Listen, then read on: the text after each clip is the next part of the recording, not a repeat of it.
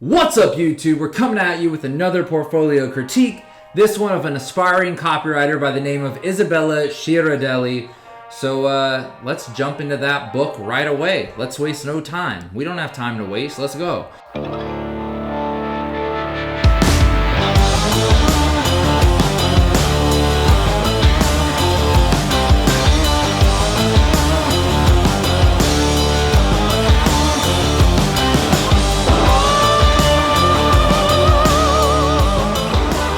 Splash page just with a logo with the word enter. In my opinion, these splash pages get a little bit overdone. It's just an extra click to get to all your work. So I would just axe this, get right to the good stuff. Show this logo up top on the left, which you'll probably do, which you do. So I would just go right to this page if it was me. But just my opinion, just one person's opinion. Some people like the clean splash page. I just think it's an extra click to get to the things I actually care about. So first, we're gonna learn a little bit about you. Hola, my name is Isabella, not Isabel, and definitely not Isabella with one L. One L is a crime. So where do I start? For one, you will never catch me in heels. I mean never. Sneakers are the move, especially if you're 5'9". For two, well, nothing really. I just wanted to say for two. I have come to realize that we live in a world full of stories, yet the power lies in knowing which ones to tell. Once you find those stories, it's an endless cycle of possibilities. In simpler terms, I love to write. Oh, I'm not great at Spanish. I don't know if I should even attempt this. Y en más es en español. If you didn't catch that last part, it basically says I'm super awesome and super nice and that you would totally reach out. Yes, all that in those few words. Romantic languages, what can you do? Like your bio, let's get into the work. First one is Adidas, My Ladder. What if we told you playing soccer could help you become a better lawyer one day? Or that playing tennis can enhance the skills you need to become the world-class surgeon you always dreamed of being? Many girls quit the sport they love at a young age because they feel it takes time away from focusing on having a successful future. So we set out to prove just the opposite. Oh, I love that insight. That's cool. Let's check it out. Adidas set out to provide young girls in New York City a way to reach their personal and professional goals through the practice of their sport. A striking percentage of girls quit sports due to the perception that it deters them from focusing on their career goals. Adidas believes that's far from the truth. Introducing My Ladder, an interactive app that shows girls that while playing the sport they love, they are in parallel building and improving skills they will use in their future, whatever future that may be. My Ladder allows young girls to build personal profiles where they can list their individual goals, both athletic and professional. Users are able to schedule practices, keep track of their fitness progress, as well as gain badges for their skills. Personalized to their sport and their goals, these badges are able to show girls that throughout their performance, they're building on key skills needed to reach their set goals, skills such as leadership, resilience, determination, among many others. The more time you spend playing, the more badges you gain, and the closer you are to reaching your goals. Adidas continues their campaign by offering a platform of encouragement and positivity, a social media hub where girls can interact with others who enjoy the same sport or with whom they share similar aspirations, providing an opportunity to share the love for their game and for their future. Additionally, My Ladder is providing young girls the opportunity to unlock a discount code to be used in stores and online after the completion of a badge. For every new badge earned, additional discounts will be provided. This initiative continues with promotions throughout the city, such as billboards and posters, spreading the message of sport leading to success. An exclusive QR code was displayed in these mediums, as well as stores throughout the city to provide easy download access to My Ladder. Through this interactive ladder experience, Adidas has found a way to have girls climb their own ladders, in their own way, at their own pace, always keeping the sport they love a constant. Because sport should never be a synonym of limitation.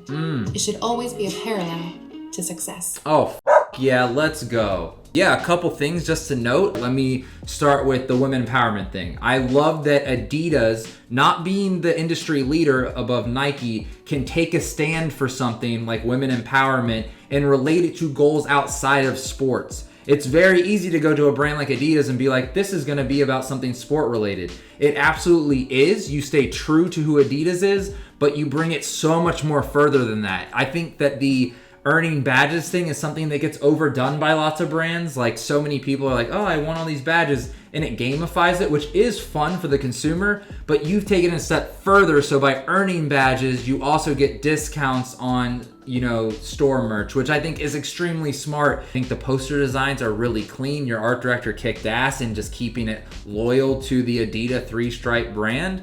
And yeah, I just love everything. Sport, a parallel to success. I thought the campaign was fantastic. I don't have much more to say. I think the video said it all. If I had any critique at all, which is, not even right to do, but I'm gonna go ahead and do it, I would blow out a few more executions. You have some out-of-home stuff, you have the UI, but how does this, campaign hit social media? Like, how can this women empowerment thing really be a widespreading thing that, sweeps the nation and hits up a few more, tactical executional places? But I cannot hate on what you've done. You've done amazing stuff. You've done an amazing job. And so for that, I will give it just shy of a 10. It will get a 9.5 out of 10. All right, next we're going to Timeless by Valspar. All right, so how do you highlight the strengths and durability of Valspar Reserve Extreme Weather Paint? By positioning it as the ultimate anti-aging treatment, not applicable to humans. A building that looks better than you at 50, aging is for humans. All right, a lamppost with less wrinkles than you, aging is for humans. A lighthouse that has seen better days than you, aging is for humans. All right, so I get the angle, and I think the insight, there's some insight there that, this paint lasts a very long time. But there's something about the test of time that gets cheapened a little bit by comparing it to us. It just doesn't spark, something in me to go and purchase this paint product with that comparative message. I just don't know that comparing a building to a human is the right play, but that's just my opinion. Others may like this. I do like that it gets a little heady and conceptual, but for me personally, it didn't hit that sweet spot for me. So these are strategically placed billboards near buildings and homes that are coated in the paint. Damn, you look good. We are talking to this building behind you, but you too. Aging is for humans.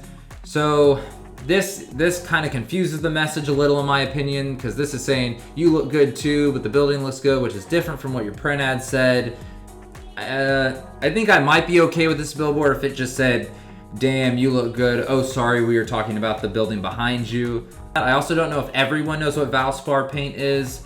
It might need some kind of descriptor tagline. I'm no paint guru. Maybe this is a wide known thing and I'm just left in the dark on it. Try re-exploring this campaign, tweak it a little bit. I like that you were trying to get conceptual and found an insight, but I would just dig for that insight a little bit better.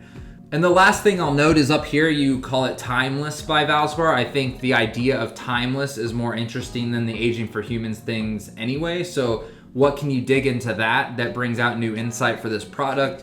It could go to nostalgic places. I think it's a nice differentiator. I think you found that differentiator, but how do you bring that differentiator into a conceptual execution that makes sense for the brand? So for now, we are going to give Valspar a 5 out of 10, but don't get discouraged. I think there's an insight there. It just needs to be explored a little bit further. Just Salad. A leading name in the fast casual space, Just Salad gave us a great task of building brand awareness in the Florida market amidst their new location opening.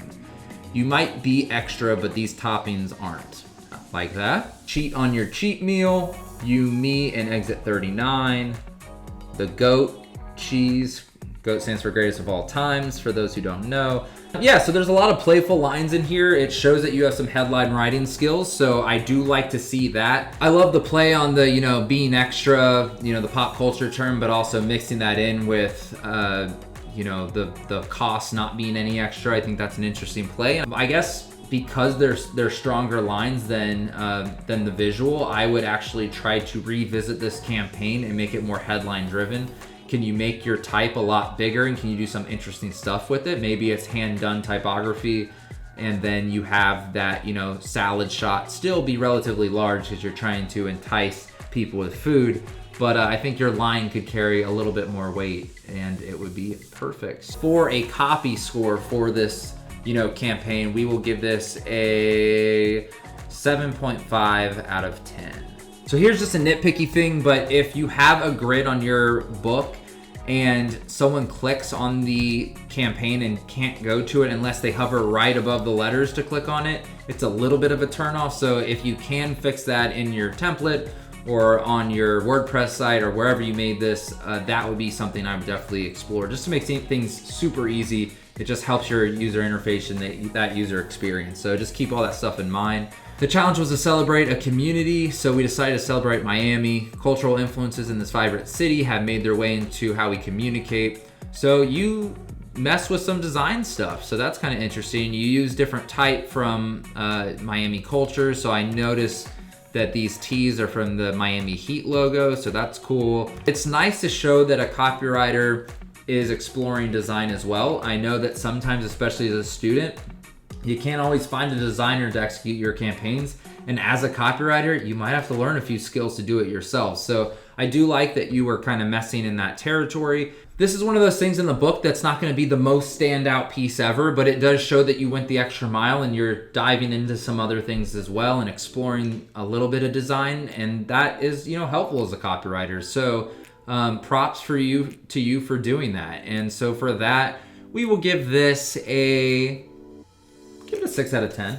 Give it a 6 out of 10. All right, Porsche Latin America. All right, so you got some digital web banners going and you've done the whole campaign in Spanish, which is a big plus and a big differentiator. So let me just tell you this. There are many agencies out there, where they need writers that can, use multi-language. So this is a huge skill set that you have that a lot of other copywriters don't have. So being bilingual is an extremely amazing skill set for a copywriter, especially because there are many agencies who always have to seek out someone to get the right translation to make sure that it's connecting with that target audience. And so you being bilingual really helps and is going to be a big differentiator for you when you enter the market. There's also lots of agencies that, just focus on that. Though I won't be able to read exactly what all of these mean, I do like that it's showing some capability and then you went there.